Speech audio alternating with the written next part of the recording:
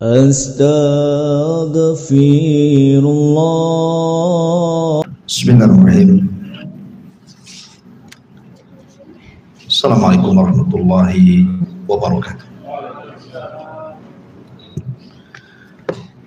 Alhamdulillah wassalatu wassalamu ala rasulillah. Bisa lanjutkan kajian kita di Masjid Muhajirin. Salawat dan salam kita hadiahkan kepada Rasul kita Nabi besar Muhammad sallallahu alaihi wa ala alihi wasallam. Pembahasan di malam hari ini karena bertepatan dengan tanggal 10 Muharram, maka malam ini kita akan membahas tentang sejarah berdarah yang apabila sampai di bulan Muharram, tepatnya pada tanggal 10, kita diingatkan dengan sejarah ini. Sejarah apa itu? Terbunuhnya cucu Nabi SAW, Husain ibn Ali ibn Abi Thalib radhiyallahu anhu. Kenapa kita selalu mengenang kisah ini? Karena kisah ini berkaitan dengan kecintaan kita kepada Ahlul Bait. Dan kecintaan kepada Ahlul Bait itu bagian daripada agama. Dan kita cinta kepada mereka itu berpahala. Karena mencintai Ahlul Bait itu sama dengan mencintai Nabi sallallahu alaihi wasallam. Ma'asyiral muslimin yang dimuliakan Allah Subhanahu wa taala, sedikit kita jelaskan tentang biografi singkat tentang siapa Husain ibn Ali ibn Abi Thalib radhiyallahu anhu. Ma'asyiral muslimin yang dimuliakan Allah Subhanahu wa taala, Husain ibn Ali adalah orang yang sangat mulia. Bagaimana tidak mulia? Dia adalah pemimpin kita kelak di surga. Nabi SAW bersabda ketika menggendong Hasan dan Husain, kata Nabi SAW, dua orang ini akan menjadi para pemimpin anak muda di surga, Sayyida Syababi Ahlil Jannah. Bahkan kalau kita lihat ibu bapa mereka, ayahnya adalah Amirul Mukminin, khalifah keempat setelah Abu Bakar, Umar, kemudian Utsman. Yang keempatnya Ali radhiyallahu anhu. Ibundanya Fatimah adalah putri kesayangan Nabi SAW dan kelak akan menjadi pemimpin para wanita di surga. Bahkan satu di antara 4 wanita yang disabdakan Nabi SAW, kamula minar rijal kathirun walam yakmul minan nisa illa arba'ah. Laki-laki yang sempurna itu banyak, tapi wanita sempurna itu cuma ada 4 saja. Kemudian Rasul menyebutnya, satu Asiyah bintu Muzahim, istri daripada Fir'aun. Yang kedua Maryam bintu Imran, ibunda Isa bin Maryam.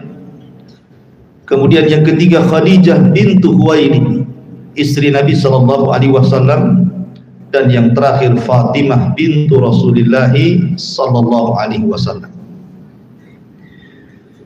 Artinya ayahanda dan ibunda Husain adalah orang mulia, dan kakeknya adalah Sayyidul Awwalina wal Akhirin, Nabi besar Muhammad sallallahu alaihi wasallam. Ma'asyiral muslimin yang dimuliakan Allah Subhanahu wa taala, disebutkan dalam sebuah riwayat Nabi sallallahu alaihi wasallam pernah bersabda tentang Husain. Kata Nabi sallallahu alaihi wasallam, Husain minni wa ana min Husain. Ahabballahu man ahabba Husaina wa Husain sibtun minal asad. Kata Nabi SAW, Husain itu bagian dari darah daging, dan aku juga bagian daripada darah dagingnya. Allah mencintai siapapun yang mencintai Husain, kata Rasul, karena Husain adalah cucuku. Lihat bagaimana Nabi SAW menjadikan kecintaan kita kepada Husain adalah satu di antara kecintaan Allah kepada kita, menunjukkan bahwa cintanya kita pada Husain itu ibadah. Kemudian juga Nabi SAW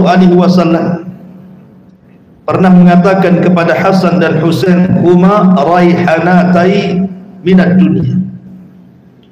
Keduanya adalah bak bunga yang sangat semerbak bagiku, kata Nabi SAW.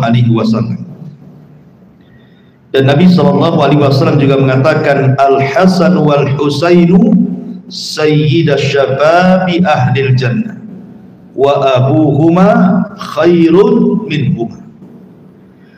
Hasan dan Husain adalah pemimpin para pemuda di surga, dan ayah keduanya lebih baik dibandingkan keduanya, maksudnya Ali radhiyallahu anhu.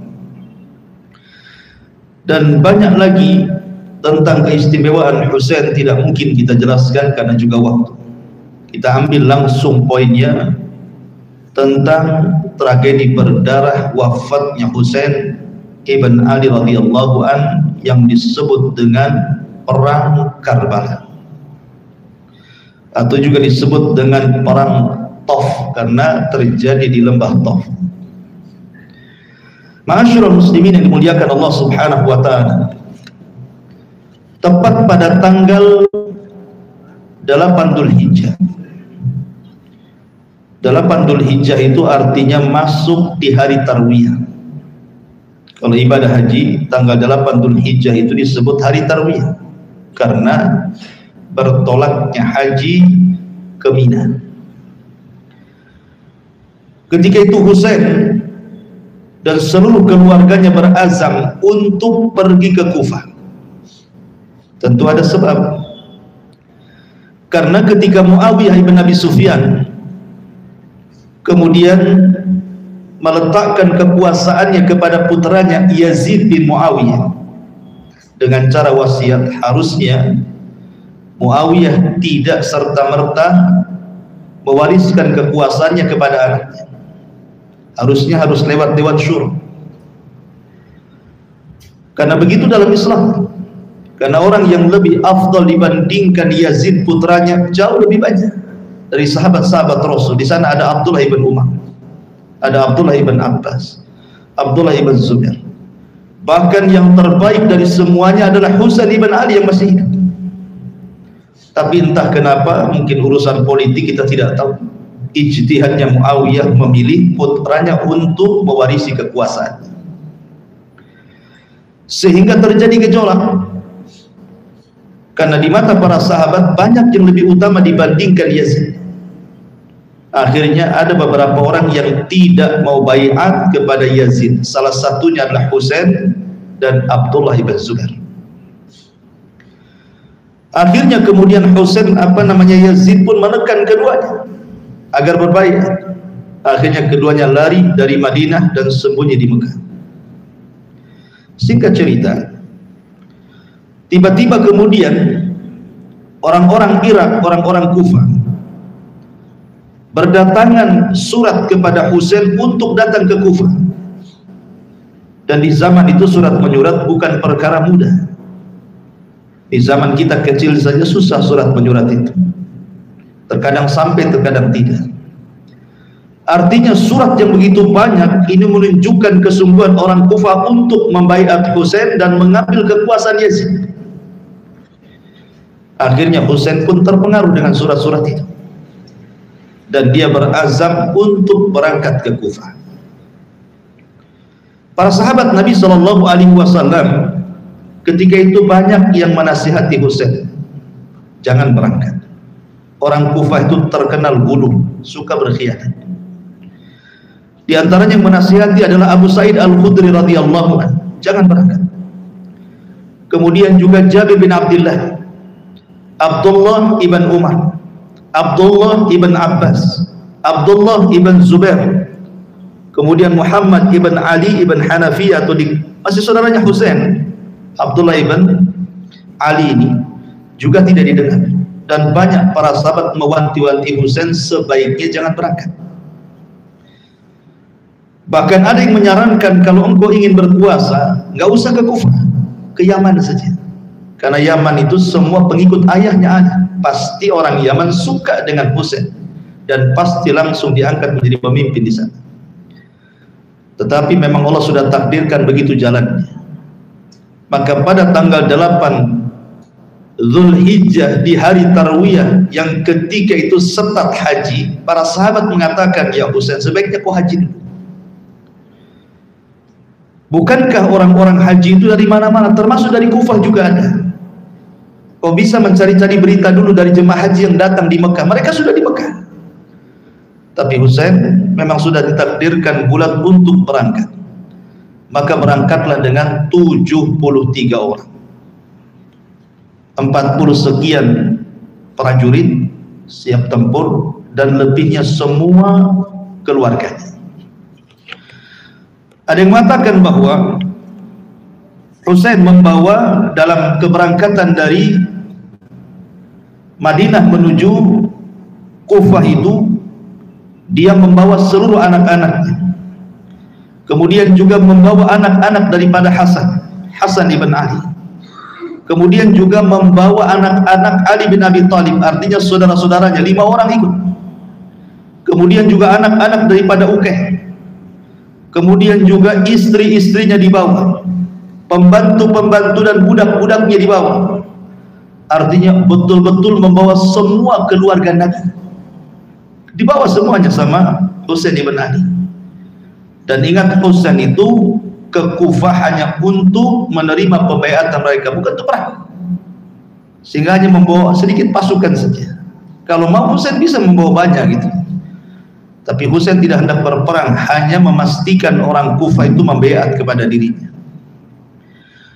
Maka sebelum kemudian Husain berangkat ke Kufah untuk memastikan bahwa surat-surat itu asli, memang orang Kufah membaiat kepada dia, maka dia mengutus saudaranya atau kerabatnya namanya Muslim ibn Aqil. Berangkatlah Muslim ke Kufah. Sesampainya di Kufah, memang betul orang-orang Kufah itu cinta dengan Husain, menunggu kedatangannya. Tapi rupanya riak-riak seperti ini terdengar sampai ke Syam, sampai ke ibu kota, sampai kepada Yazid ibn Muawiyah yang ketika itu menjadi khalifah. Maka Yazid takut, akhirnya kemudian memindahkan Walil Basrah, gubernur Basrah, untuk menjadi gubernur Kufah juga. Maksudnya untuk mengawasi gerak-gerik Husain ibn Ali radhiyallahu anhu yang katanya akan dibaiat oleh orang Kufah. Diutuslah Ubaidillah ibn Ziyad. Ma'asyiral muslimin yang dimuliakan Allah Azza wa Jalla, rupanya Ubaidillah ibn Ziyad ketika Muslim ibn Aqil tahu ada di Kufah, maka singkat cerita akhirnya kemudian ditangkap dan dibunuh. Lah, pembunuhan Muslim ibn Aqil ini tidak sampai ke Husain yang masih di Madinah. Karena di zaman itu kan komunikasi sulit gitu ya. Sehingga kemudian Ubaidillah ibn Ziyad menekan orang-orang Kufah dengan cara memberikan harta yang banyak agar jangan berbaiat kepada Husain. Subhanallah, terjadilah pengkhianatan orang-orang Kufah. Yang tadinya mereka meminta Husain datang untuk dibaiat, sekarang mereka gabung dalam tentara Ubaidillah ibn Ziyad, gubernur yang ditunjuk oleh Yazid ibn Muawiyah. Berangkat Husain, tidak tahu menahu kalau orang Kufah itu sudah berkhianat. Ketika kemudian berangkat dengan 73 orang dan mengabaikan nasihat para sahabat-sahabat yang mulia agar jangan berangkat, tetap juga berangkat.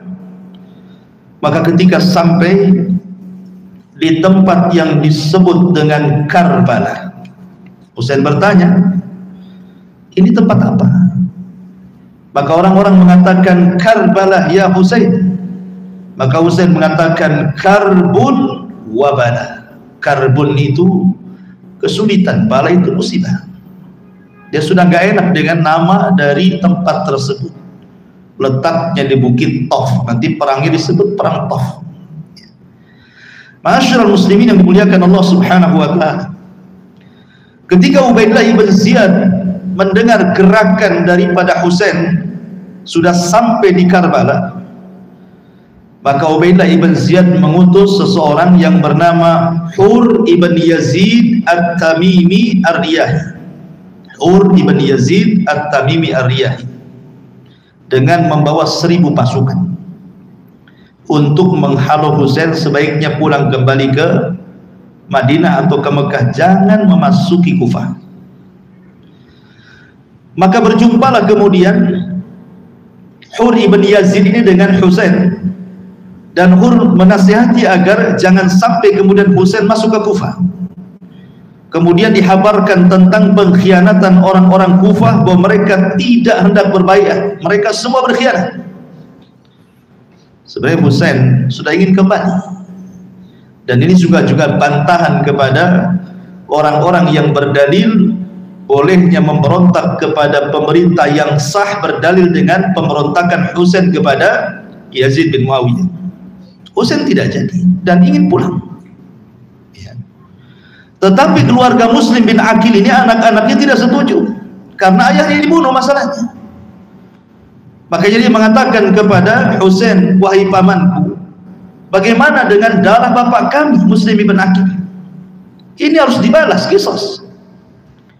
Akhirnya kemudian Husain pun membela keponakannya, akhirnya tidak jadi balik ke Madinah, dan dia mengatakan kepada Hur ibn Yazid At-Tamimi Ar-Riyahi bahwa dia tetap akan bertolak ke Kufah. Maka akhirnya Yazid pun mengatakan, sebaiknya kau pergi kemana saja terserah, tapi jangan ke Kufah, aku takut darahmu tertumpah di sana. Tapi Husain tetap berjalan sambil dikawal dengan Al-Hur ibn Yazid At-Tamimi Ar-Riyahi. Rupanya Ubaidillah ibn Ziyad mengutus pasukan lagi lebih banyak dibandingkan pasukan yang dibawa oleh Hur ibn Yazid At-Tamimi, dipimpin oleh Umar ibn Sa'ad ibn Abi Waqqas dengan membawa 4.000 pasukan. Jadi sebelumnya 1.000, sekarang menjadi 4.000. Jadi kalau digabung menjadi 5.000 pasukan. Sementara Husain hanya membawa 73 orang, itu pun separuhnya keluarga, separuhnya baru pasukan. Mana imbang? Akhirnya kemudian setelah berjumpa dengan Husain, mereka pun memaksa agar Husain jangan masuk Kufah. Akhirnya Husain pun menawarkan 3 pilihan, karena mengingat ini bahwa anak-anak perempuan nyawa mereka terancam. Maka Husain mengatakan, aku memiliki 3 pilihan. Pertama, biarkan aku pulang ke tempat aku datang, mungkin ke Mekah atau Madinah. Atau kalau kalian tidak izinkan, mana tempat sugur yang terdekat, mana para mujahidin di perbatasan-perbatasan yang siap tempur, saya ingin gabung bertempur bersama mereka. Atau yang ketiga, biarkan saya mengambil rute yang lain, saya tidak akan jadi ke Kufah, tapi biarkan saya ke ibu kota Syam, saya ingin berjumpa dengan Yazid ibn Muawiyah. Maka Umar ibn Sa'ad ibn Abi Waqqas ini tidak bisa memutuskan dan mengatakan, tunggu sampai saya mengutus utusan dan meminta pandangan kepada Ubaidillah ibn Ziyad, gubernur Kufah. Maka berangkatlah utusan dari Umar ibn Sa'ad ibn Abi Waqqas, kemudian datang kepada wali Kufah. Pada awalnya wali Kufah ini, Ubaidillah ibn Ziyad ini, setuju agar Husain itu terserah pergi kemana, tapi jangan masuk Kufah. Tetapi bagaimanapun para penguasa tentu ada pembisik-pembisiknya di sekitarnya. Maka ada seseorang yang bernama Syamar ibn Dhi Zawzan. Syamar ibnu Dhi Jausan. Dia Husain terbunuh. Dia membisikkan di telinga Ubaidillah ibn Ziyad dan mengatakan, wahai Amirul Mukminin, wahai wali Kufah, engkau ini pemimpin. Kenapa kemudian Husain memberikan syarat kepada anda? Harusnya engkau yang memberikan syarat. Tangkap dulu Husain jadi tawanan, datangkan ke hadapanmu. Setelah itu kau yang memutuskan apakah mau dipulangkan, apa mau diberangkatkan ke Syam, ataukah mau diberangkatkan ke Zubur, ke perbatasan para mujahidin. Bukan dia yang memutuskan. Rupanya Ubaidillah ibn Ziyad ini terpengaruh dan mengatakan, ni'mar ra'yu ant. Oh, sebaik-baik pendapat kamu. Akhirnya dia kirim surat kepada Sa'd bin Abi Waqqas yang sedang berhadap-hadapan dengan Husain, bahwa Husain tangkap dan jadikan dia tawanan, hadapkan kepada, kata Ubaidillah ibn Ziyad ini. Akhirnya kemudian Umar ini mengatakan kepada Husain, kau harus ikutkan, kamu harus datang kepada wali Kufah Ubaidillah ibn Ziyad, nanti keputusan di tangannya. Tapi Husain tidak mau. Tidak mau. Bagaimana? Saya ini cucu Nabi, saya sahabat ya. Harusnya dia yang datang ke saya. Akhirnya terjadi cekcok, mulailah terjadi ketegangan dan hampir terjadi peperangan. Hur ibn Yazid At-Tamimi yang pada awalnya membawa 1000 pasukan, melihat nyawanya Husain terancam, akhirnya dia letakkan baiatnya kepada Yazid, gabung dengan Husain dengan 40 pasukan, membentengi Husain jangan sampai darahnya tertumpahkan. Maka para prajurit mengatakan, ya Hur, bukankah kami adalah pemimpin kami, kenapa kau berbelot kepada Husain? Maka Hur ibn Yazid mengatakan, bagaimana tidak aku bela ibnu binti Rasulillah, dia anak daripada putri Nabi SAW. Pilihanku cuma 2, al-jannatu wan nar, surga masuk neraka. Dan saya tidak mau masuk neraka dengan menyerang anak daripada putri kesayangan Nabi SAW, Fatimah bintu Rasulullah SAW. Maka Hur ibn Yazid At-Tamimi bergabung dengan tentara Husain. Siapa yang memulai? Akhirnya tiba-tiba saling menyerang. Tidak imbang, ikhwan. 5.000 melawan sekitar 50 atau 60 pasukan, karena selebihnya perempuan dan anak-anak. Akhirnya terjadi peperangan dahsyat di malam itu. Kemudian satu persatu gugur para prajurit yang dibawa Husain ini, termasuk anak-anaknya, termasuk anak-anak Husain, anak-anak Hasan, anak-anak Aqil, anak-anak Muslim bin Aqil, sehingga dari keluarga Nabi SAW 17 orang gugur dari kalangan ahli bait. Husain ibn Ali gugur di sini. Para ulama menyebutnya, siapa mereka yang gugur di sini? Pertama, saudara-saudara Husain sendiri dari anak-anak Ali radhiyallahu anhu. Karena Ali itu kan istrinya banyak, anaknya banyak. Di antara saudara Husain 5 orang gugur di peperangan Karbala ini. Pertama, Muhammad ibn Ali ibn Abi Thalib. Kemudian Abu Bakar ibn Ali ibn Abi Thalib. Kemudian Ja'far ibn Ali ibn Abi Thalib. Kemudian Abbas ibn Ali ibn Abi Thalib. Kemudian Utsman ibn Ali ibn Abi Thalib. Kemudian Husain ibn Ali ibn Abi Thalib. 6 putra Ali gugur di sini. Kemudian anak-anak Hasan, Qasim gugur di pertempuran ini. Qasim ibn Hasan. Kemudian Abdullah ibn Hasan dan Abu Bakar ibn Hasan, 3 putra Hasan gugur di perang Karbala. Kemudian anak-anak Husain, Abdullah ibn Husain, kemudian Al-Akbar juga gugur di peperangan ini. Kemudian anak-anak Aqil ibn Abi Thalib, Abdullah ibn Uqail, Abdurrahman ibn Uqail, Ja'far ibn Uqail, Abdullah ibn Muslim ibn Uqail, termasuk juga Muhammad ibn Abdullah ibn Ja'far dan Aun ibn Abdullah ibn Ja'far, semuanya 17 orang gugur di Karbala. Ma'asyiral muslimin yang dimuliakan Allah Subhanahu wa taala. Kematian Husain ini sungguh sangat menyayat hati. Karena ketika seseorang yang bernama Sinan ibn Anas ataupun Syamr ibn Jaushan, dua orang ini yang kemudian menyerang Husain, kemudian memenggal kepalanya, dipisahkan kepala dari badannya. Badannya entah kemana, namanya peperangan di malam hari, tidak ditemukan. Tapi kepalanya kemudian oleh Syamr ini dibawa kemana? Dibawa ke hadapan Ubaidillah ibn Ziyad. Bayangkan, disebutkan dalam sebuah hadis Nabi SAW dari Anas bin Malik radhiyallahu anhu.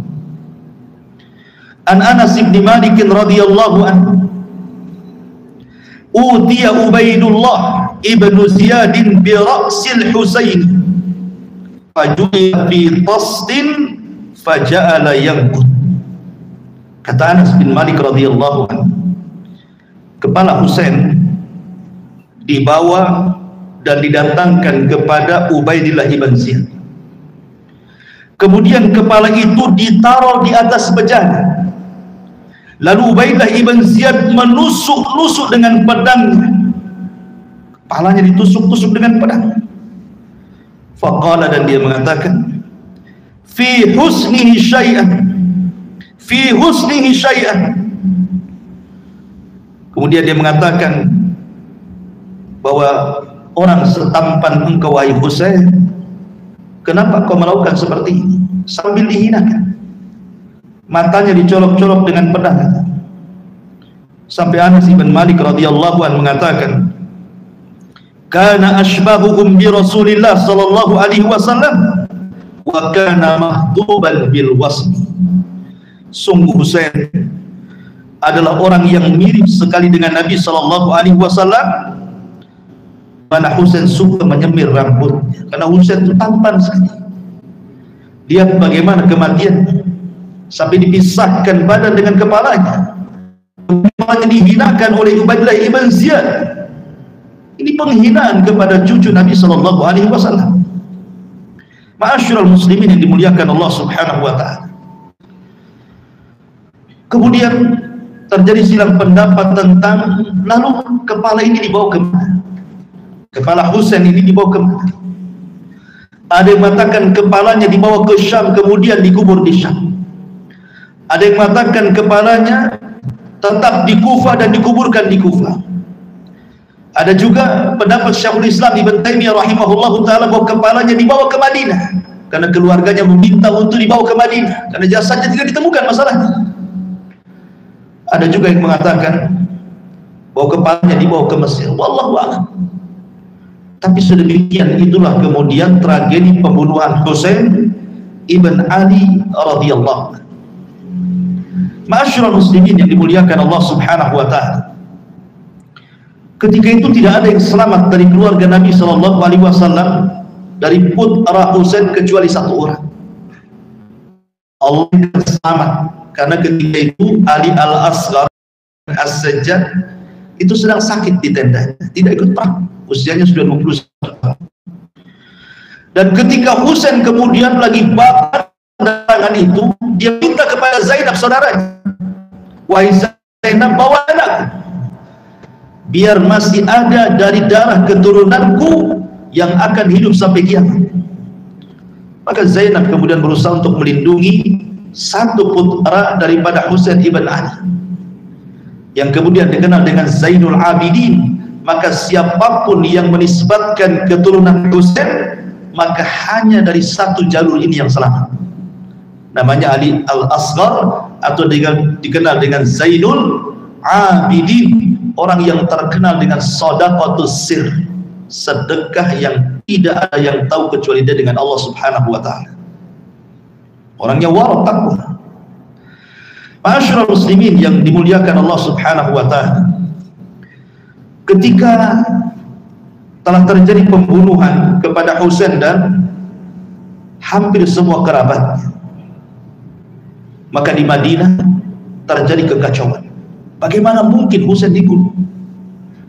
Bagaimana mungkin putra putri Nabi SAW Fatimah bintu Rasulullah dibantai dengan cara kutila madluman, dibunuh secara zalim? Bukankah Husain sudah memberikan pilihan? Dia sudah berjanji tidak akan ke Kufah, tidak akan mengambil baiat orang Kufah, tidak akan berontak kepada Yazid. Dia sudah rujuk, sudah nggak mau lagi itu, bahkan ingin kembali ke Mekah, bahkan ingin ke tempatnya Yazid di Syam, bahkan ingin berjihad dengan tentaranya Yazid di Subur, tapi malah dibunuh. Makanya ahli sunnah mengatakan bahwa Husain itu qutila madluman syahidan, dia dibunuh secara zalim dan dia mati syahid. Sayyidus syuhada, pemimpinnya para syuhada. Ma'asyiral muslimin yang dimuliakan Allah Subhanahu wa ta'ala. Maka setelah kemudian tragedi ini, tragedi pembunuhan Husain ibn Ali ibn Abi Thalib radhiyallahu an, maka goncanglah Madinah. Setelah terjadi kegoncangan kota Madinah ini, banyak yang memberontak kepada Yazid dan meletakkan baiatnya, dipelopori oleh seorang bernama Abdullah ibn Handalah. Abdullah ibn Handalah ma'ruf, sahabat Nabi SAW yang ketika meninggal ruhnya dibesarkan para malaikat, karena ketika dia mati syahid dia sedang junub. Putranya namanya Abdullah ibn Handalah. Ketika dia berangkat ke Syam kemudian berjumpa dengan Yazid, kemudian Yazid memberikan harta yang banyak, tiba-tiba dia melihat sesuatu yang mungkar pada Yazid. Katanya Yazid meminum khamar dan maksiat. Pulang ke Madinah diceritakan keburukannya. Semua penduduk Madinah kebanyakan mereka akhirnya melepaskan baiat dan siap memberontak.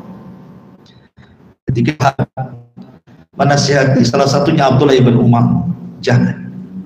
Nabi SAW melarang tidak boleh memberontak kepada penguasa yang sah. Dan ini akidah ahli sunnah. Tidak boleh memberontak ke penguasa walaupun dia zalim, walaupun dia fajir, selama dia muslim. Kalau hanya dia minum khamar atau melakukan kemaksiatan kepada Allah Azza wa Jalla, belum ada kewajiban memberontak. Jadi Abdullah ibn Umar ketika itu memberikan nasihat, jangan saya berontak. Makanya juga banyak yang tidak ikut, termasuk juga saudara daripada Husain juga tidak ikut, termasuk Zainul Abidin tidak ikut memberontak. Tapi kadang kemudian tersulut emosi penduduk Madinah, apalagi di belakangnya ada Abdullah ibn Zubair, akhirnya mereka sampai mengusir gubernur Madinah yang diletakkan dari Syam oleh Ubaidillah ibn Ziyad, oleh Yazid ibn Muawiyah. Diusir wali Madinah itu, karena itu orang-orangnya Bani Umayyah. Ketika kemudian penguasa atau gubernur yang dipilih oleh Syam ketika itu oleh Yazid diusir oleh penduduk Madinah, marah Yazid. Bagaimana bisa kemudian gubernur yang saya letakkan di situ kalian usir? Akhirnya kemudian Yazid mengutus pasukan besar dari Syam. Yazid mengutus pasukan besar dari Syam, dipimpin oleh Muslim ibn Uqbah, yang ulama menyebutnya Musrif bukan Muslim, karena tidak layak dikatakan Muslim, karena dialah yang menghalalkan tertumpahnya darah 300 para sahabat, anak sahabat dan para tabi'in yang ada di Hijaz, Madinah dan Mekah. Berangkat tuh pasukan besar. Ketika kemudian sebagian pasukan sampai di Madinah, orang Madinah sudah siap perang. Akhirnya kemudian tentara Syam pun agak sedikit ketan mundur ke belakang. Rupanya ada kabilah Bani Harith memasukkan pasukan Syam dari arah yang lain, dari arah Khandaq. Maka pasukan yang tadinya menghadang pasukan yang pertama takut nih, keluarganya diserang di dalam kota, mereka pun balik ke kota. Terjadi peperangan di Madinah. Akhirnya kemudian nyawa para sahabat, nyawa putra-putra sahabat, nyawa kibar tabi'in, para tabi'in melayang dalam peperangan ini. Makanya peperangan disebut Ma'rakatul Hurrah namanya, peperangan Hurrah. Karena ketika itu Muslim ibn Uqbah ini memaksa agar mereka mengembalikan bayat kepada Yazid. Tapi Abdullah ibn Hamdul dan yang lainnya, termasuk Abdullah ibn Zubair, tidak mau. Akhirnya ketika terjadi kekalahan di kota Madinah, Muslim ibn Uqbah ini kemudian menghalalkan 3 hari. Boleh membunuh, boleh mengambil hartanya, boleh merusak selama 3 hari. Maka sebagian orang kemudian lari ke Mekah. Akhirnya Mekah pun dikepung. Lah terjadi ketika pengepungan kota Mekah ini terjadi sedikit kehancuran Ka'bah karena Mekah dilempari oleh manjani, oleh batu-batu, ya, sehingga sebagian Ka'bah itu hancur. Lah di tengah-tengah peperangan ini, rupanya Allah Subhanahu wa ta'ala takdirkan Yazid bin Muawiyah meninggal dunia.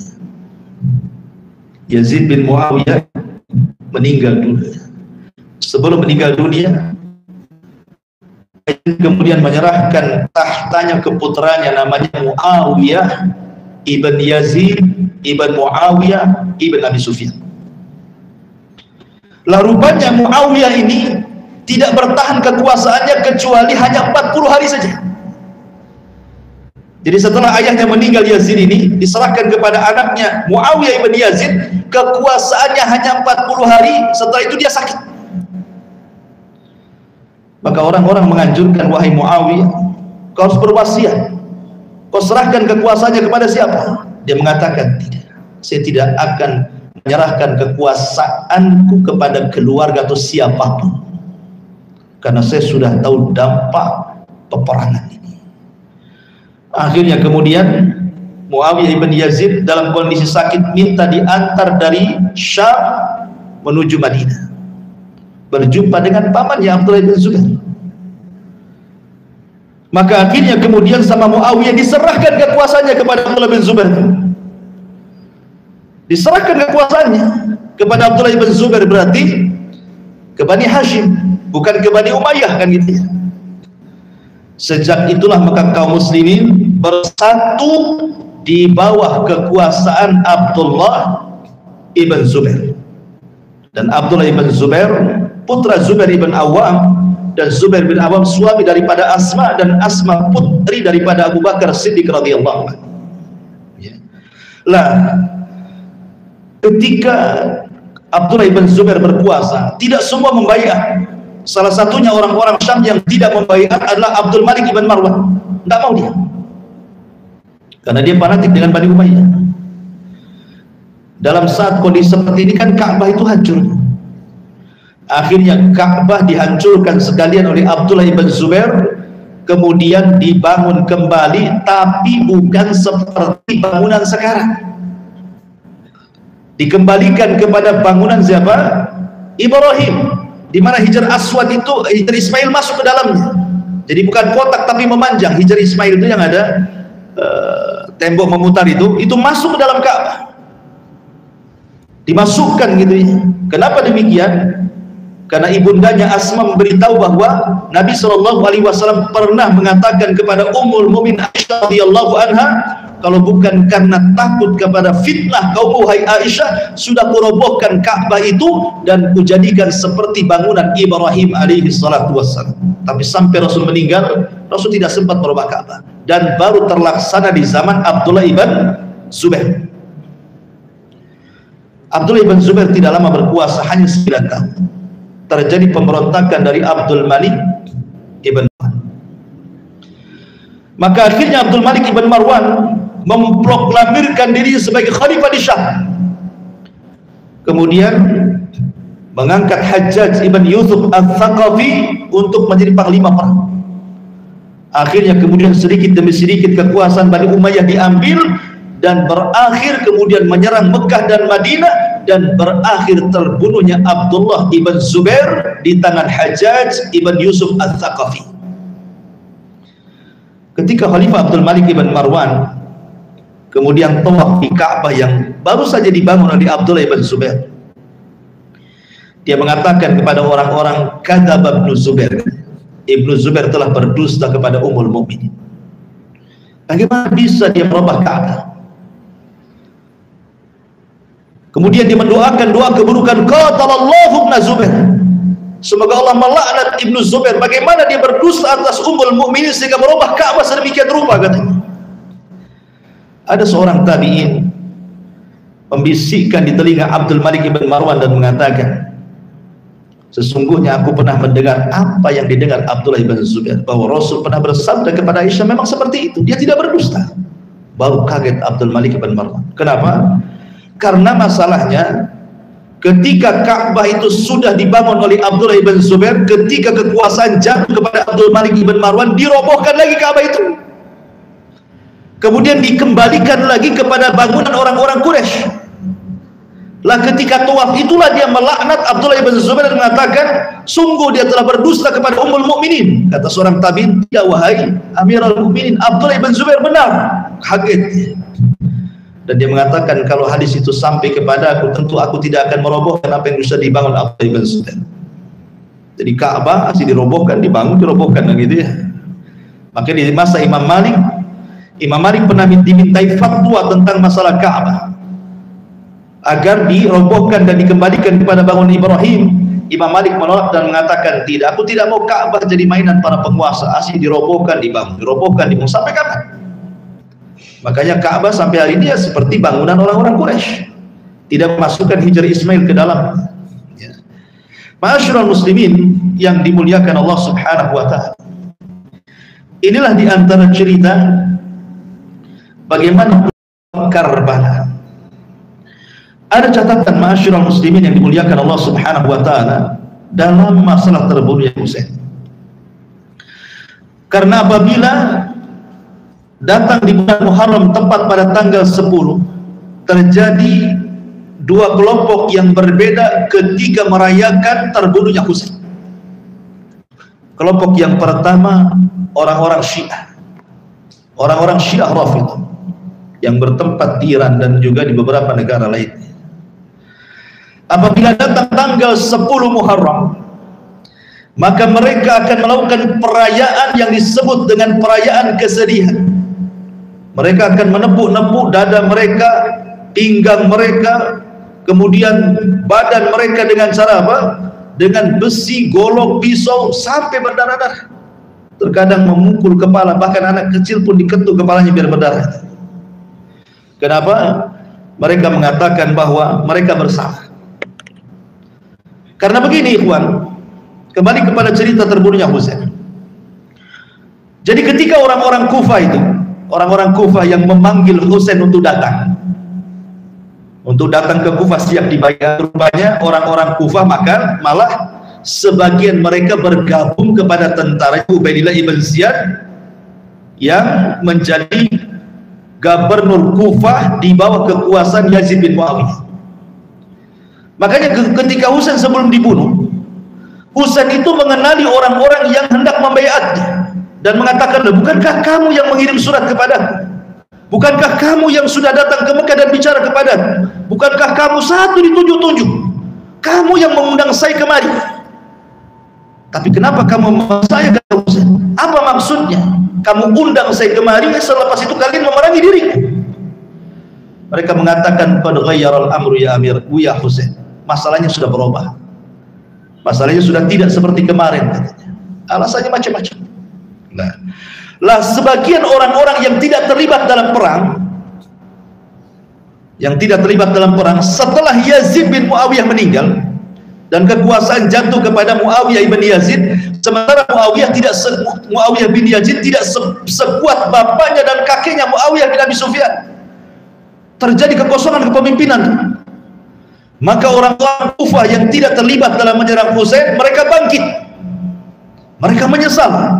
Mereka yang mengundang Husain ke Kufah, akhirnya terjadi pembunuhan pada Husain. Maka mereka membuat barisan satu pasukan yang disebut dengan pasukan Bakkai, pasukan yang menangis, atau pasukan Tawabin, pasukan yang ingin bertobat karena sudah salah kepada Husain. Kita tebus darah Husain, katanya.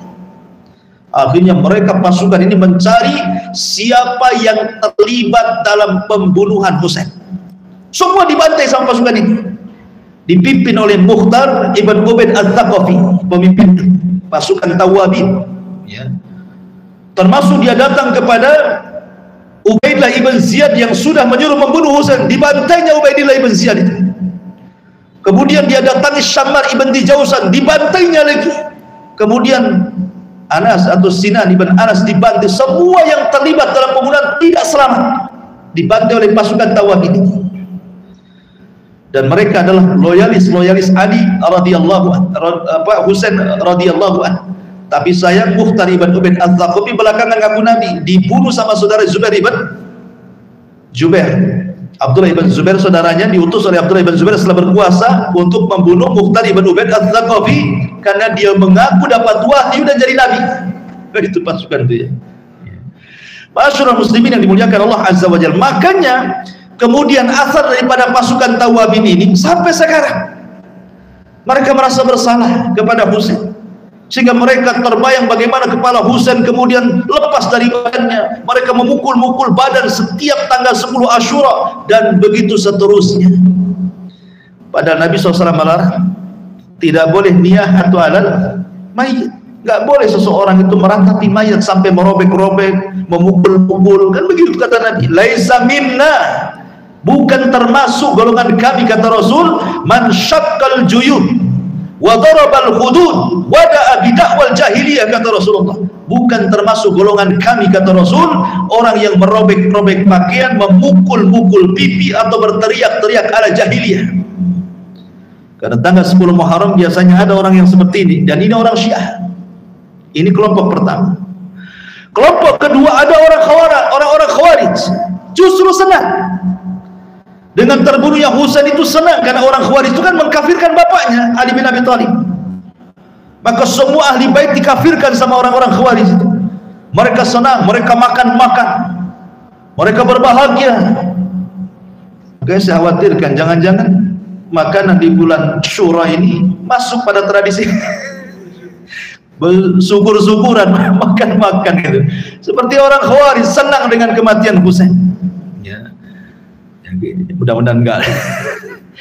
Ma'asyiral muslimin yang dimuliakan, enggak salah maksudnya gitu. Ma'asyiral muslimin yang dimuliakan, tapi ahli sunnah wal jamaah di sini mengatakan bahwa kita tidak seperti orang Syiah yang mereka merasa menyesal dengan apa yang sudah mereka lakukan sehingga memukul-mukul, meratap-ratap dan begitu seterusnya. Tidak pula kita senang dengan orang-orang Khawarij. Tapi kita katakan Husain itu qutila madluman syahida.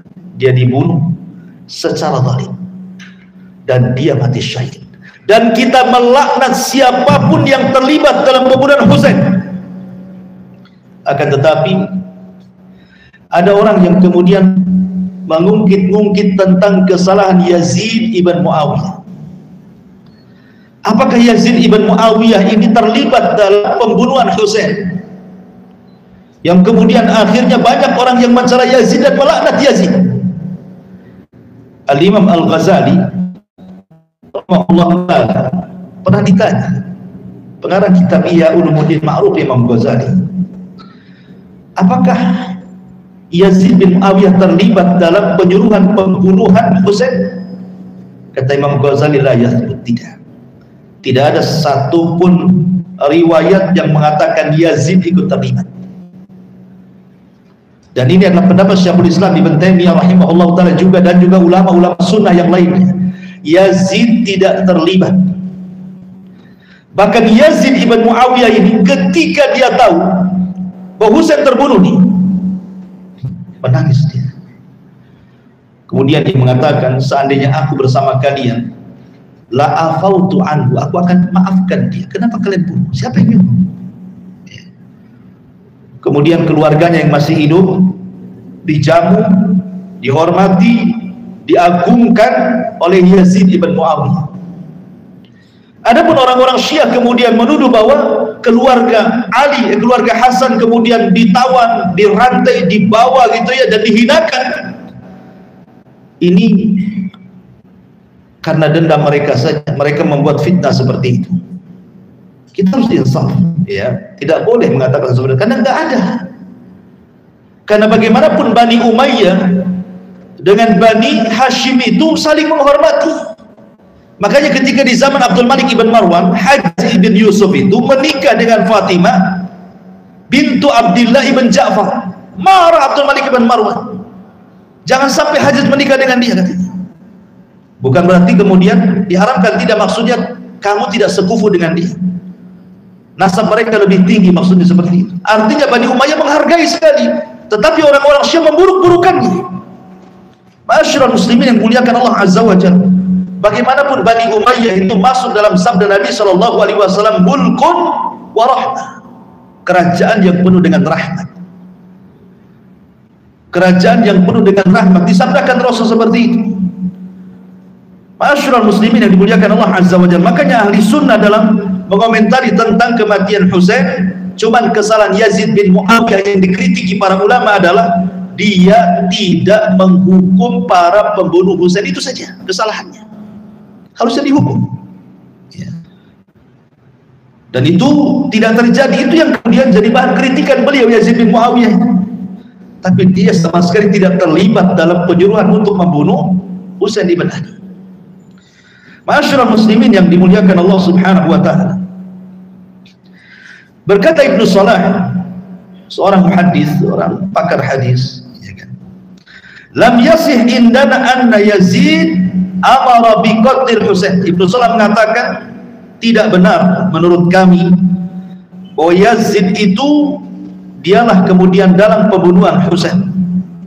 Akan tetapi dalam pembunuhan Husain adalah gubernur Kufah yang bernama siapa? Ubaidillah ibn Ziyad. Itulah dalangnya, karena dikelilingi para pembisik di sekitarnya, salah satunya adalah Syaman ibn Di Zawsan yang memenggal kepala Husain ibn Ali ibn Abi Thalib radhiyallahu anhu.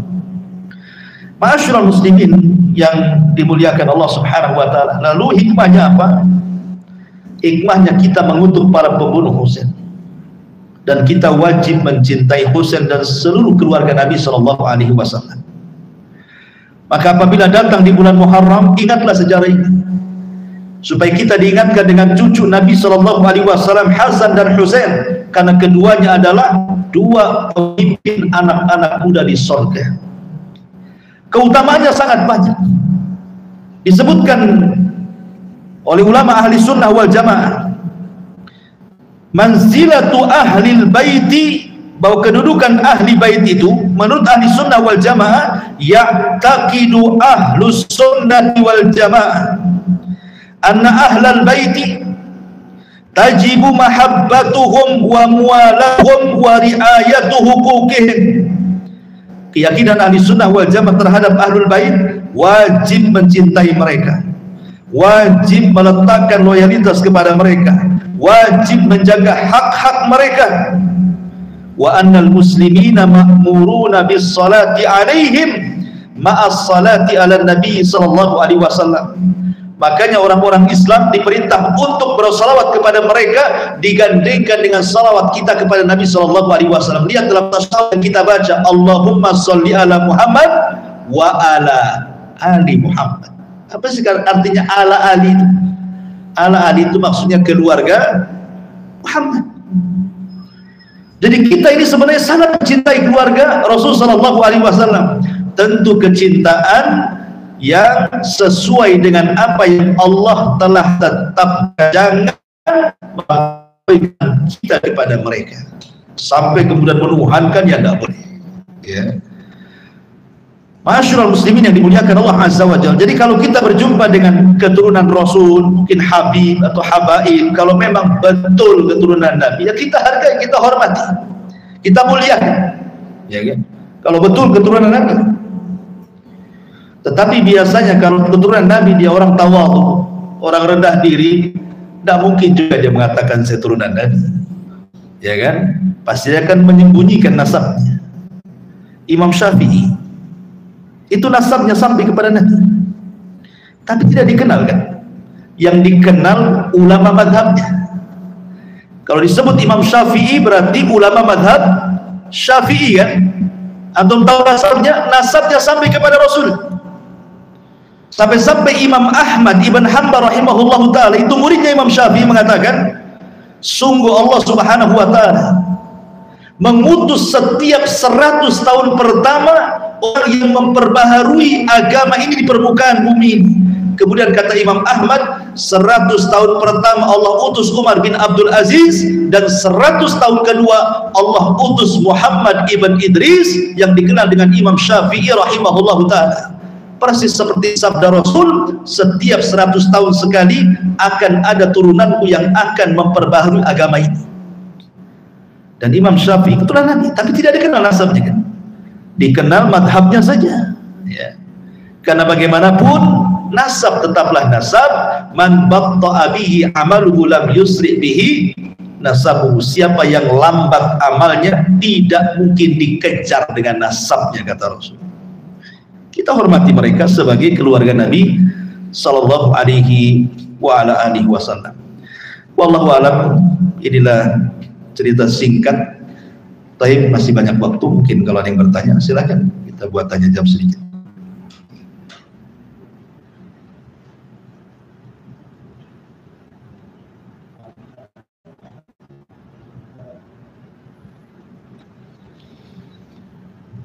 Ada, alhamdulillah. Cepat tutup, cepat balik, cepat tidur. Subhanallah bihamdika, asyhadu an la ilaha illa anta, astaghfiruka wa atubu ilaik. Allahu ta'ala alam. Assalamualaikum warahmatullahi wabarakatuh.